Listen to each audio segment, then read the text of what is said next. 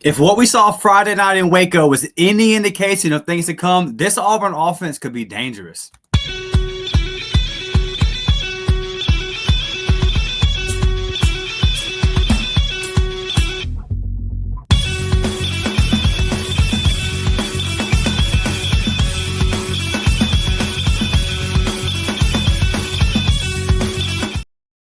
What's up, everybody? Welcome to the latest episode of the Uptempo Podcast. As always, I'm your host, Dustin Smith. Hope everybody's out there having a good week, man. Before we get started on today's episode, do me a big favor. Smash that thumbs up button. Subscribe to the channel if you have not already. Share this out on social media. You can tag me at DMcShaw28. Tag the Warport Podcast Network if you are listening on audio. Go ahead and turn on your notifications, your automatic downloads. Leave a 5-star review.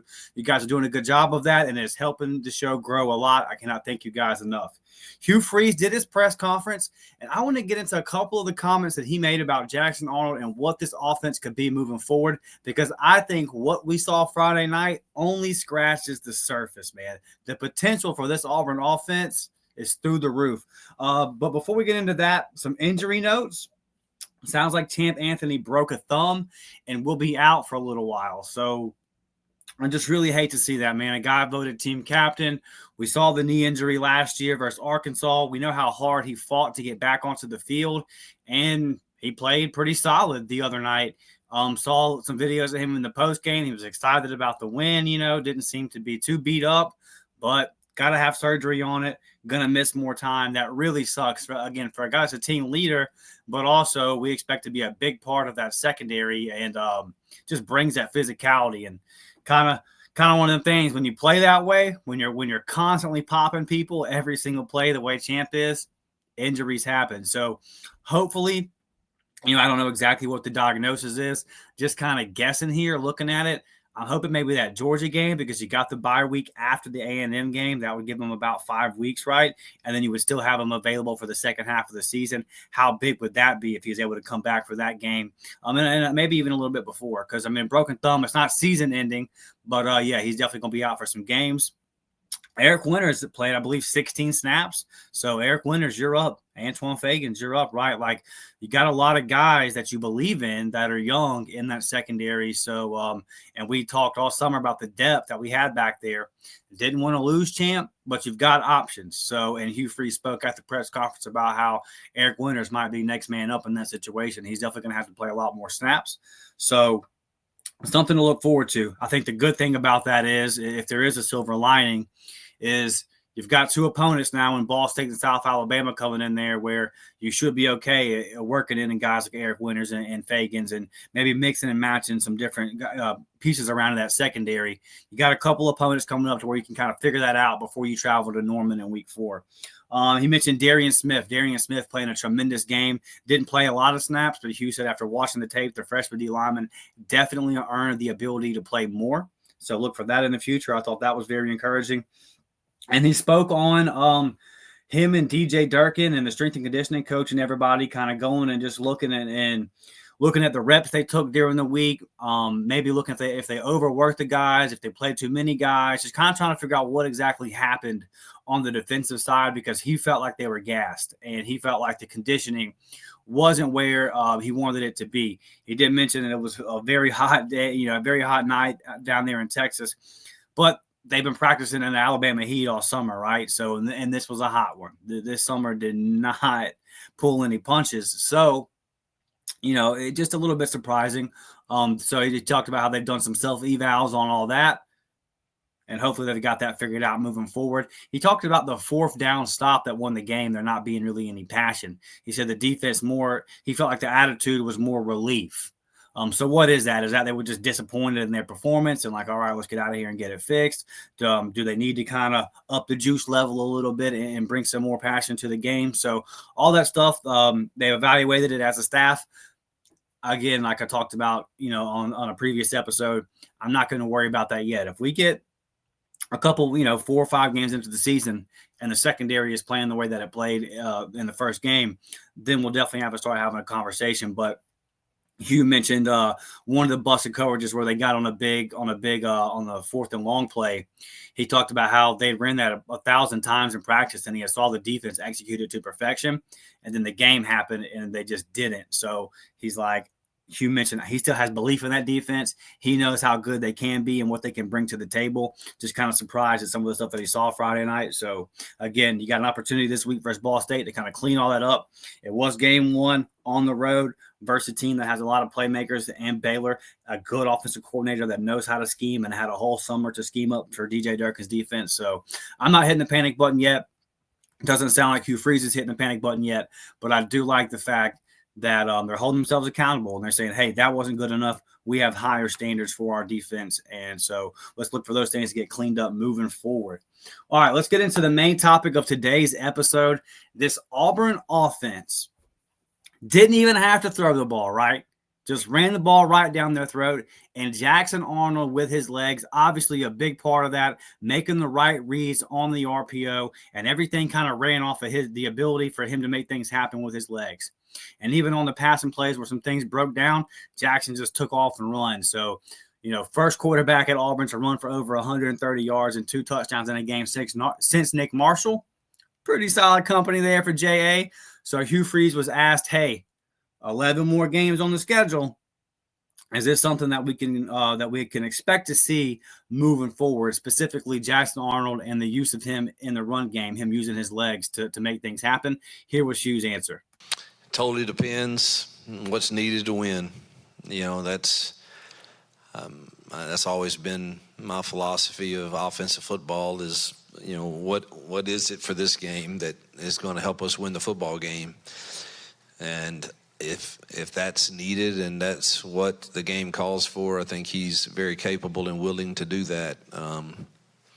So it's all about, the flow of the game and how that's going. And, some of those were called runs. Some were obviously him pulling it down and using his legs. And, we'll go into every game being willing to do that for sure. So there was Hugh Freeze kind of talking about the ability for Jackson Arnold to make things happen with his legs. And if that's part of the game plan, hey, he answered that question correctly. And it's very encouraging. It was the main topic of our episode yesterday, was just how encouraged we should all be that Hugh Freeze didn't get outside himself. He didn't overthink it and just did what worked. So like he said, we're going to do whatever it takes to win.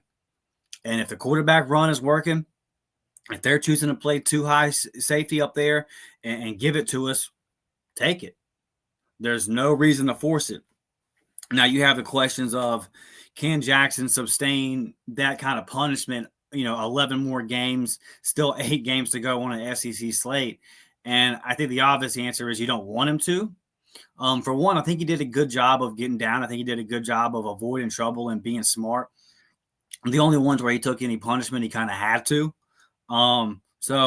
But as long as he continues to be smart and be heady in the way that he runs, and when he gets down and gets out of bounds and all that kind of stuff, just not doing too much, then we should be okay. But obviously, anytime you run the quarterback like that, you're opening him up to a better chance of injury. So I don't think Auburn wants to get into a situation where they're running him 15, 16 times a game. But like you said there, hey, if it's working, we're not going to go away from it. And when we've seen it before, you've seen that. Look at the last 2 times Auburn's won the SEC and made runs to the national championship. You had quarterback that can make things happen with his legs. And it's just, you could say this about any offense, like it's a kind of a no-duh type statement, but especially Hugh Freeze's offense. Think back to like Malik Willis, right? Love Malik.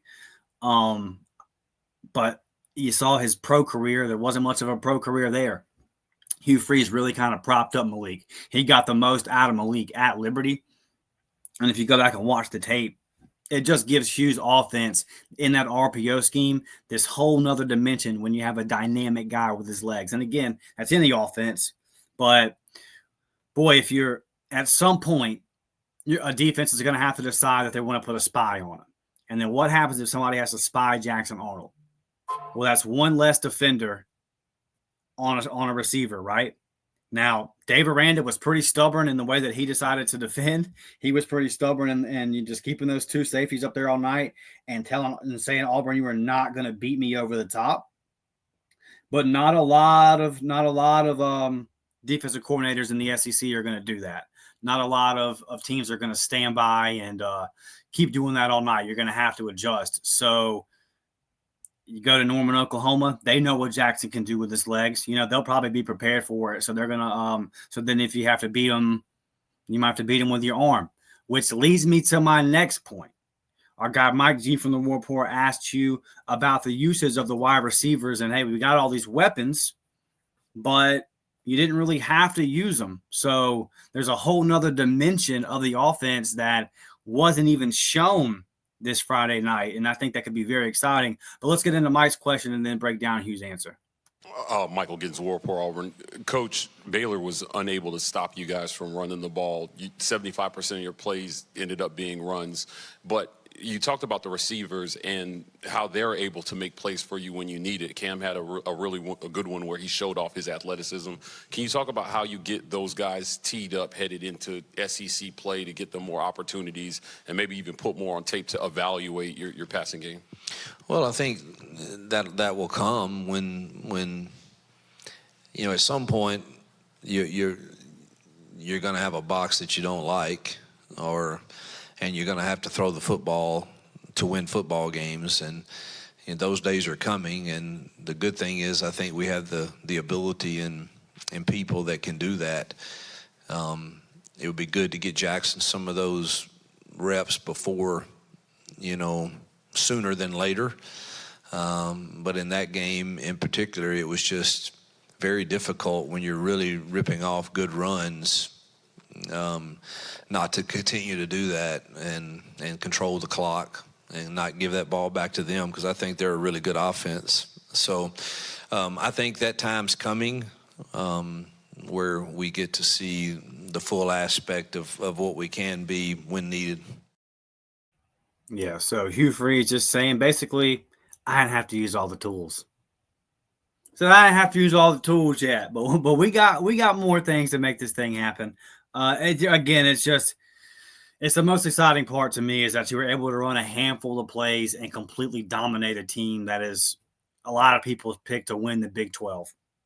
And there have been some people in our comment section since the victory saying, oh, well, who is Baylor, blah, blah, blah, blah. Well, don't move the goalpost now. Auburn was a 2.5-point favorite. There was a time in the summer when Auburn was a 2.5-point underdog. This was very much a toss-up game. This is very much a pick-em. I watched a lot of the pregame stuff on Friday. A lot of people picked Baylor. So now that Auburn came out and dominated, this narrative all of a sudden of like, oh, well, that's what they were supposed to do. No, it wasn't. No, it wasn't. You can't move the goalpost now and try to discredit what Auburn did. Not a lot of people. Now, the man that asked the question there, our guy Mike G, he had Auburn going into Waco blowing Baylor out, but a lot of people didn't. So, just when we look forward, we did all of this talk, and rightfully so, about the Malcolm Simmons, Perry Thompson, Eric Singleton, Cam Coleman. Sam Turner had a great spring and a great fall camp. The tight ends, Preston Howard, looking good. Hugh said that he thought that Brandon Frazier had one of his better games as an Auburn Tiger. You've got a lot of weapons in that pass game.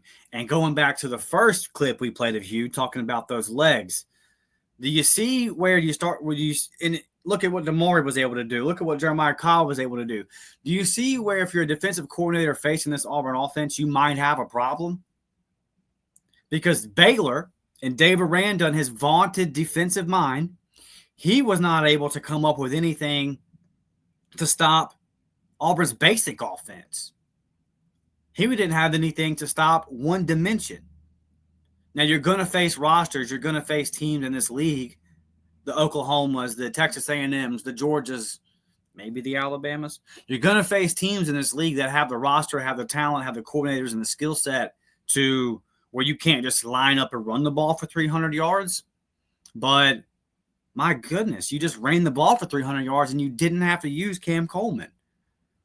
I mean, if I'd have told you before the game Cam Coleman had one catch for 20-something yards and no touchdowns, you would have been concerned. If I told you Eric Singleton had less than 50 yards and Malcolm Simmons only had one catch, Perry Thompson didn't have any catches, you'd have been concerned. And rightfully so. I'd have been concerned. It didn't matter because you didn't have to do it. There's a whole nother dimension of this Auburn offense yet on this Auburn offense that we haven't seen yet. And it's very exciting.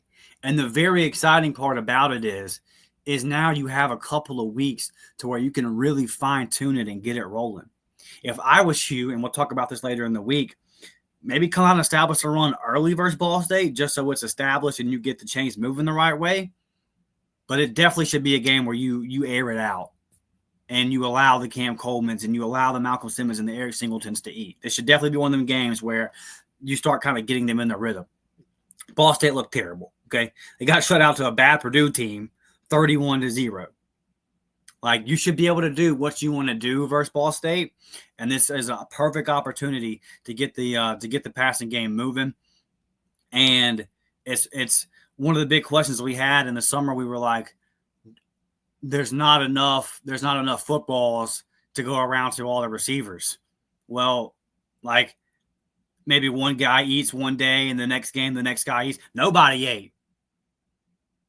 Nobody had, like, the plates weren't even passed out. You didn't have to. You only had to serve one course. You only had to serve one dish. And that dish was just shoved down Baylor's throat. Just run the rock. So, man, if Auburn is able to continue to run the football, obviously you won't be able to do it at the level that you did against Baylor every single week. But if you were able to run the football successfully, which, look at Jarquez Hunter's yards per carry last year, you could say, hey, this offense is able to run the ball successfully, right? Like, it's looking like under Hugh Freeze, we can run the football. We were able to run the football a little bit his first year. There was just severe limitations as far as the Shane Hooks and those kind of guys on the outside that weren't going to beat anybody. And then it became super one-dimensional, and you knew that the quarterback couldn't beat you deep, and there was just a whole lot that went into it. But they were still able to scheme up, that Georgia game, that Bama game. They were still able to scheme up some ways, even in year one, to run the ball successfully and stay in the ball game. So now that you feel like you have all the weapons on the outside, that you have the offense the offensive line that is built to lean on defenses the way that they did in that fourth quarter of that Baylor game and protect Jackson Arnold the way they did throughout the game.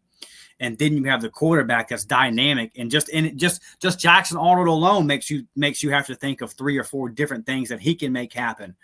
Man, and the thing about Hugh's RPO system is it's designed to take advantage of what the defense gives you.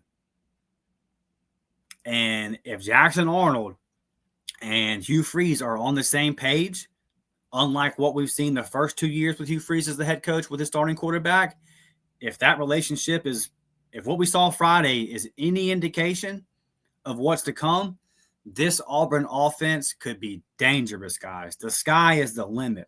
We haven't even seen the beginning of what this thing could be, man. Cam Coleman's a first-round NFL talent. So is Eric Singleton. Perry Thompson has that potential. Malcolm Simmons has that potential. And you just won a game by double digits on the road versus a P4 opponent when you didn't even have to do it. Like you said in that clip, you're going to see a box you don't like, and then what?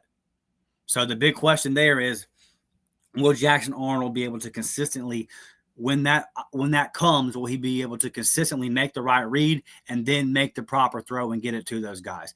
That part still be determined. I feel pretty good about him making the right read off what we've seen so far, but he didn't have to make too many of those throws.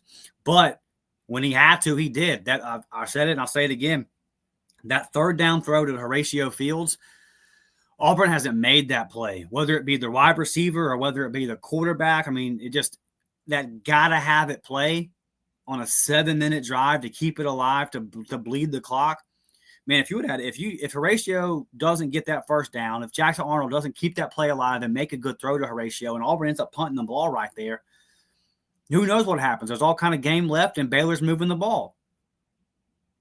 And it was a one-possession game at that point. But you had a quarterback, you had a wide receiver for the first time in Hugh Freeze's tenure step up and make that play. On the stat sheet, what was it, a 9-yard play, 8-yard play? It doesn't pop. But boy, it stands out to me as the play of the game. Massive. So when you had to throw it, you were able to throw it. But you just didn't really have to do it. There's going to be a time somebody's going to say, hey, Auburn, you're not running the ball down our throat the way you did versus Baylor. Or maybe Auburn's coming out early and running the ball down their throat. And they say, okay, we're going to put a spy on Jackson Arnold. We're going to load the box up and make sure that Jeremiah Cobb and Amari Lawson aren't beating us. And then what? And then they're at a mismatch in the passing game. I'm really excited. I'm really excited to see what this Auburn offense can be. And it's why this Baylor game, just getting the W, was so important. And I'm even more encouraged with how it looked. But it's just, I was always just, hey, just get out of here with a dub kind of guy because of what sets up the next 2 weeks and what you can build on going into the future. But the fact that you actually looked dangerous is really, really got me excited. So big opportunity for this Auburn offense to kind of take that next step versus Ball State this week and continue to build off of a solid foundation that was laid versus the Baylor Bears, man. Before we get out of here, I want to tell you guys about the memberships. The memberships, guys, are popping, and I want to thank each and every one of you that have signed up and have been gifting these out. $3.99 a month for the JV squad, $5.99 a month for the varsity squad.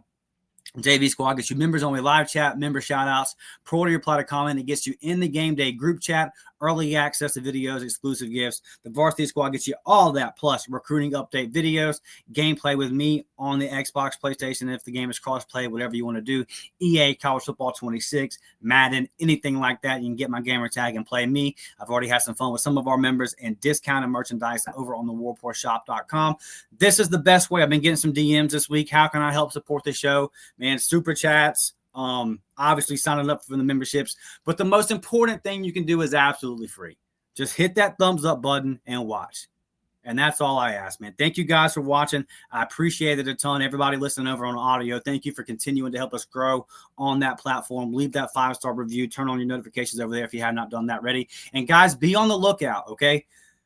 I'm pumping out a lot more episodes than I've ever done. So it's not going to be every 3 days. The Up-Tempo podcast episodes are going to pop up. Be on the lookout every single day, man, because we're really starting to crank this stuff out and putting big effort into getting the content out for you guys. So thank you for watching. I'll see you all in the next one. War Damn Eagle, baby.